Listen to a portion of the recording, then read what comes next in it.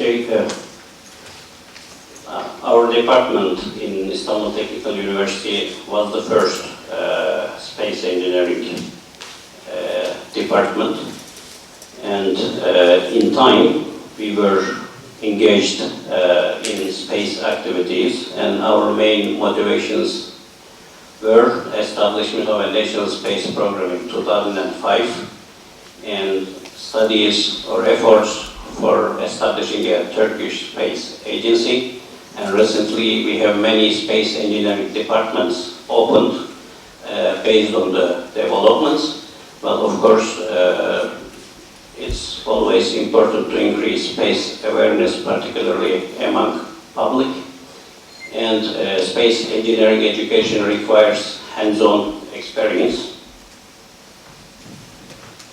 And all these new establishments needs cooperation and collaboration, and particularly international cooperation and collaboration is important to support all these activities. Well, of course, as said so far, adequate funding for large multi-university space projects is also a must.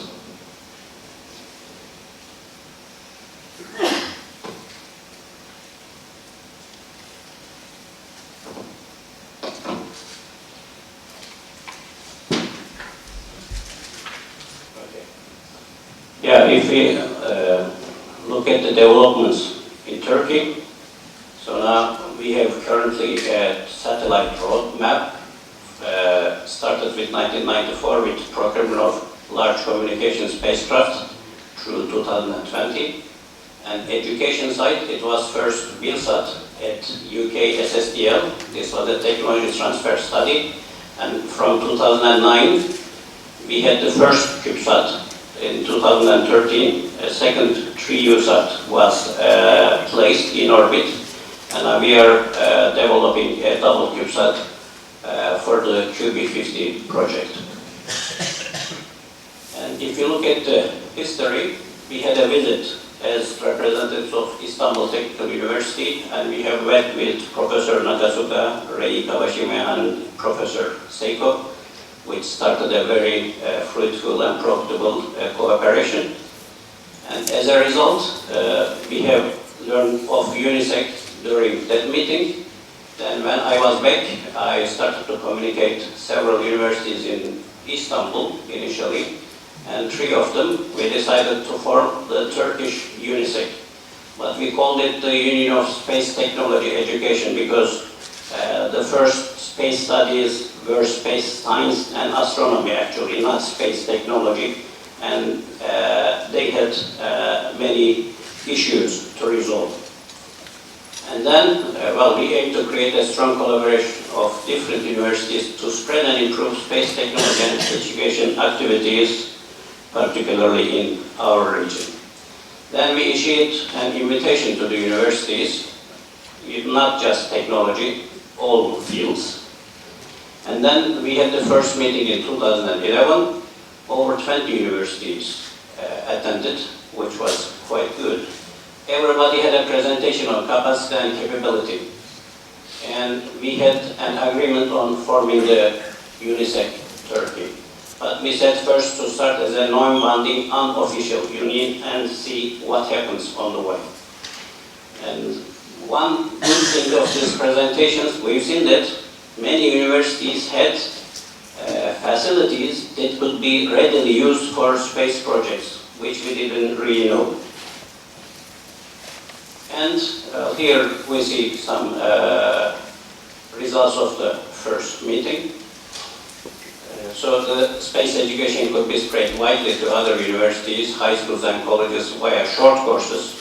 This was the main outcome. Then CANSAT and rocketry competitions, similar to UNISEC in Japan, and joint space research and development projects. Then to use together the capabilities, the existing capabilities, and to further develop them, to have summer, space summer schools, and such that to form a web page communication list, so typical things actually. Here I will skip this, but we have just noticed that many universities, one way or other, was ready to contribute to the space technology studies. Then one such cooperation was, again, not between the first three universities, but with the addition of another one, Sabancı University.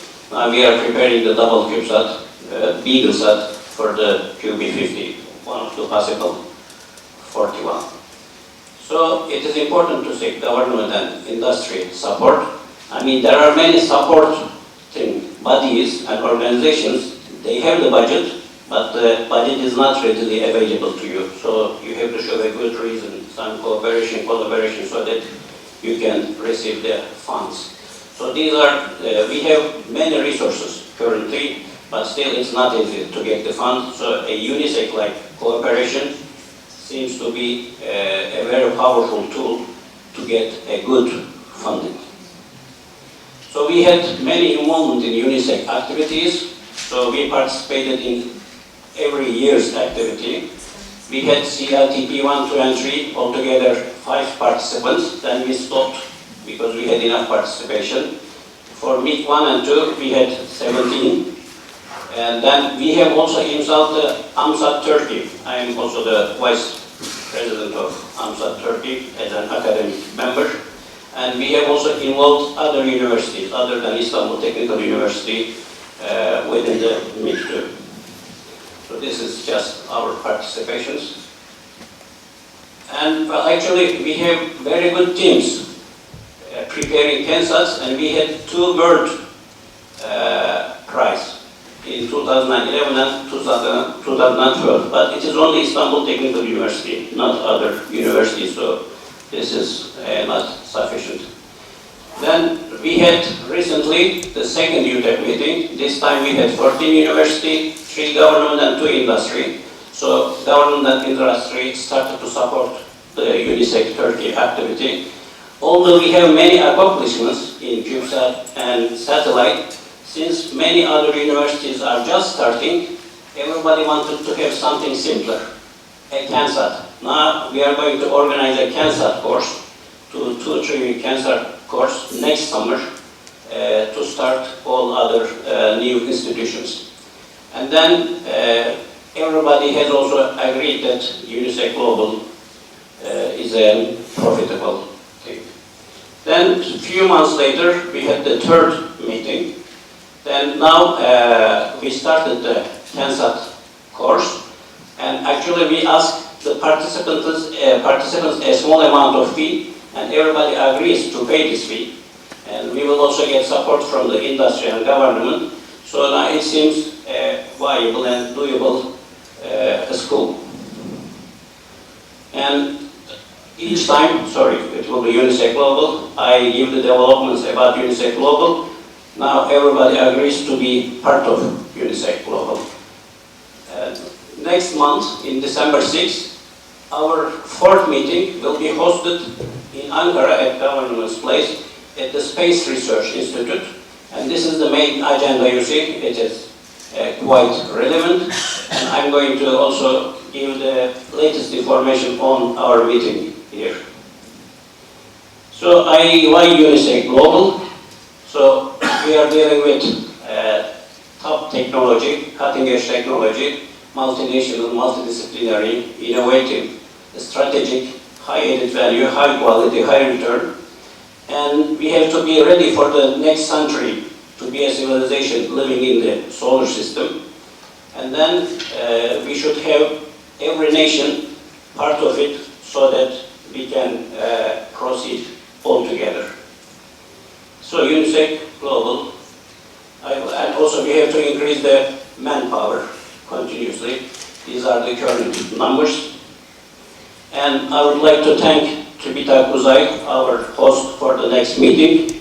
They have started their activity, space activity with the UK SSDL, and now they have a number of products and 3 spacecrafts in orbit.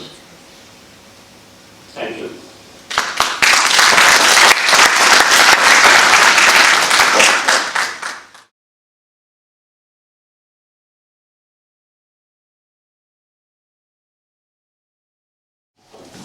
Okay. Good morning, everyone. I'd like to share with you today what we are doing in Egypt. So, my outline, I will talk first about the history of space in Egypt, and then CANSAT training, what we have done in the last 3 years, and what is the major outcomes and student achievement, and what we are doing to actually start a UNISEC Egypt. Space education actually started in Cairo University in 1990, when the department changed its name from aeronautical and aerospace. Actually, we had a boost when the government decided to go and build a satellite. This was around 1994. They built the Egypt National Authority of Remote Sensing. Around 2000, one of our professors, Professor Rüstem, graduated from Stanford. He was in a visit to US and he contacted his colleague, Professor Twiggs, and he actually offers that he will visit us in Egypt and help us building a CANSAT. But unfortunately, this was rejected by the Egyptian authority. They said, this is a toy. We need a real satellite. We started to make our first satellite, which was called EgyptSat, with the cooperation of the Ukraine, and it was launched in 2007. This gave us a really good opportunity, because aerospace department, we have 2 of our professors. One was a project director, and one was a chief scientist, who was working on this satellite. We started to get deep into courses related to graduate courses, teaching them attitude, dynamics control, mission analysis, dynamics and space structure. And we started making graduation projects, working on sensors like sun sensors, gas propulsion, thrust and solar cell cruise sensors, mission analysis, and all that software. We started building our own software. And we have more than 10 masters and PhDs. After EgyptSat 1, everything stopped. We thought that we're going to continue and have EgyptSat 2 and 3, but the funds stopped. So the space education actually slowed down. This was till we had really joined CLTB. We started working on space again. We have 1 participant in CLTB 1, Professor Khalid, and we have 2 participants in CLTB 3, me and Professor Ahmed. After returning from CLTB, we started teaching students in Cairo University how to build this CANSAT. The first, we made our own CANSAT training program. We call it CTB. The first CTB was taught by Professor Khalid, and after this was 2011. And after that, we have CTB 2. After that, students start to teach this CANSAT, and we have our own lab. We built a lab. They show a picture of this lab, and students start to teach and manage this lab. In 2012, we have CTB 2, and in 2013, we have CTB 3. I'll give you some timeline of what we have done since we started CLTB. This is 2011, when Professor Khalid returned from CLTB. We started CTB 1. And with this CTB 1, we participated in the Egyptian, Egypt education, engineering education. It was a competition, and we actually shared in MAKE2 and start seminar. We start teaching students about MAKE2 and how to make a mission analysis.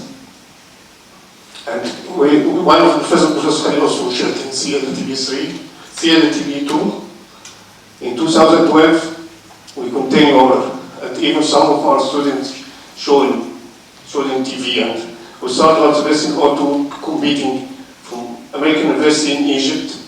We have seminars about UNISEC and the two professors who shared in CATB3.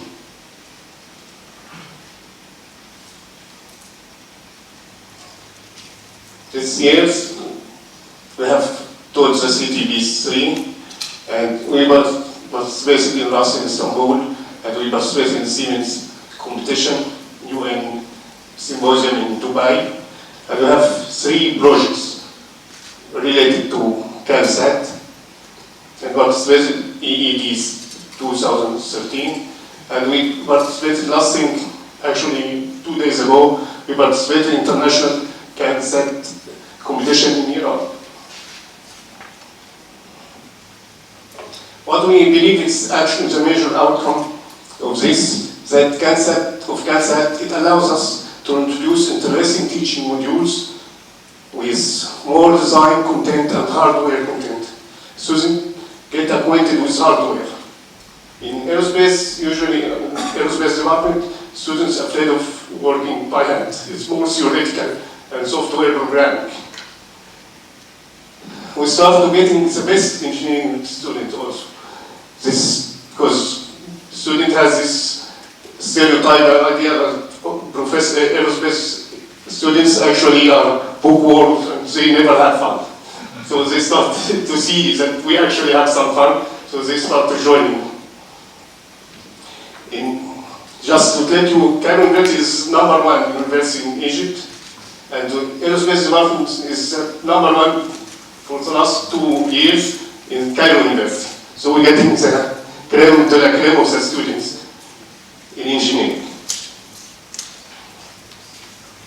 The students, when they get acquainted, they actually get very motivated. They start thinking of new ideas and try to work on their own. They do an overback and share with this, and PBM CubeSat, and quadcopter and octocopter.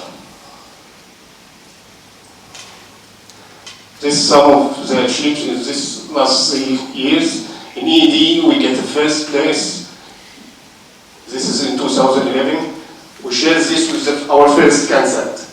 And in 2012, we shared with a quadcopter. And we get the first place in EED and in AOC competition.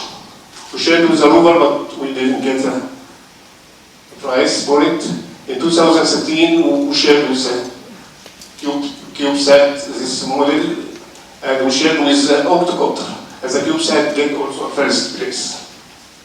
2 days ago in the Iran international competition, we get a 7th place, also with a rover. For outreach, we have shared in both side text session, and students is actually getting to be like a movie star, start to show on TVs.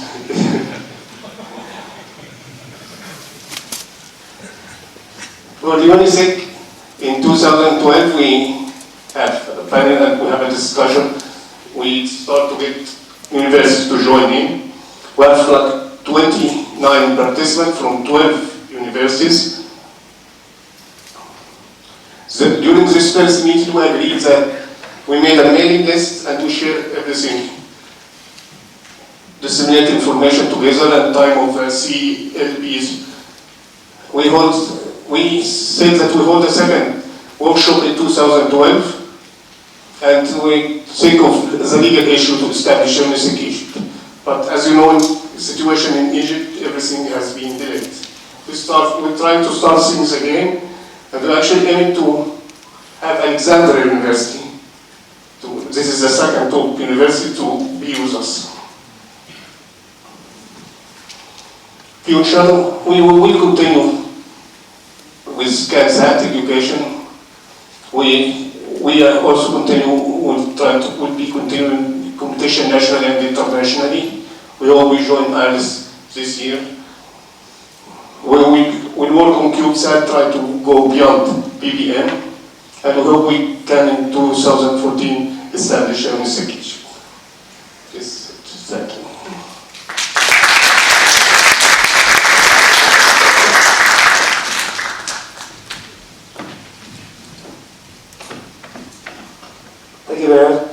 Thank you very much, Professor Kasem. And please give a big hand to 3 speakers for the best practice reports.